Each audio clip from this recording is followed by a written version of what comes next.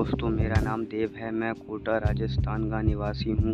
मैं एक स्टूडेंट हूँ। मेरी लंबाई 6 फुट की है और जिम जाने की वजह से बॉडी भी काफ़ी शानदार है। मतलब किसी भी गुफा का कचूमर बना सकता हूँ। इसी साल जनवरी महीने में मैं नया जयपुर आया था। मैं एक कॉलोनी में कमरा देखने के लिए गया। यह मकान रिटायर्ड कर्नल का मकान था। मैंने घंटी बजाई तो एक 27 साल की भाभी आई।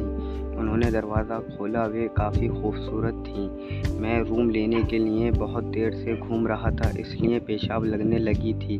उसी वजह से मेरा पोटली में रखा नागराज ने भी थोड़ा कड़क होकर अपना आकार बना लिया था।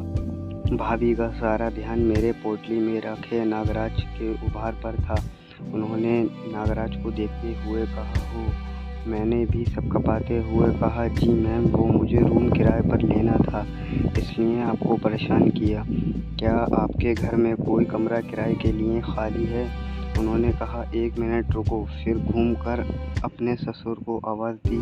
कुछ ही पल बाद एक 65 वर्ष के सर बाहर आए। आप तो जानते ही हैं कि फौजी लोग कैसे होते हैं। उनको देखकर ऐसा लग नहीं रहा था कि ये कहीं से भी बुढ़े हैं। वो तो अंकल ने अपने बाल डाई नहीं किए थे, जिस वजह से उनके बालों की सफ़ेदी ने उन्हें बुढ़ा दिखा दिया था। उन्होंने पूछा, कहाँ से हो, क्या कर रहे हो, तुम्हारी जाति क्या है? मैंने सब कुछ बता दिया, अपना आधार कार्ड भी दिखा दिया। फिर वो बोले, ठीक है, अंदर आ जाओ। उन्होंने मुझको रूम दिखाया। रूम तो कुछ खास नहीं था, पर मेरी मजबूरी थी और फिर मैं आराम करने चला गया। और जब उठा तो भाभी बहुत उदास बैठी थी, लेकिन भाभी इसलिए उदास थी कि उनके पति का नागराज छोटा या कमज़ोर होगा।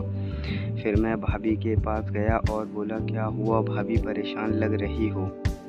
भाभी बोली, नहीं, ठीक हूँ। तुम बताओ, कैसी चल रही है तुम्हारी लाइफ? मैंने बोला, बस ठीक है। फिर भाभी चली गई और फिर एक दिन किराया देने का दिन था। तब मेरी भाभी के कमरे में किराया देने गया तो देखा कि वहाँ कोई नहीं था, पर वॉशरूम में कोई नहा रहा था। तभी मैंने थोड़ा सा जुगाड़ लगाया और अंदर देखने की कोशिश की।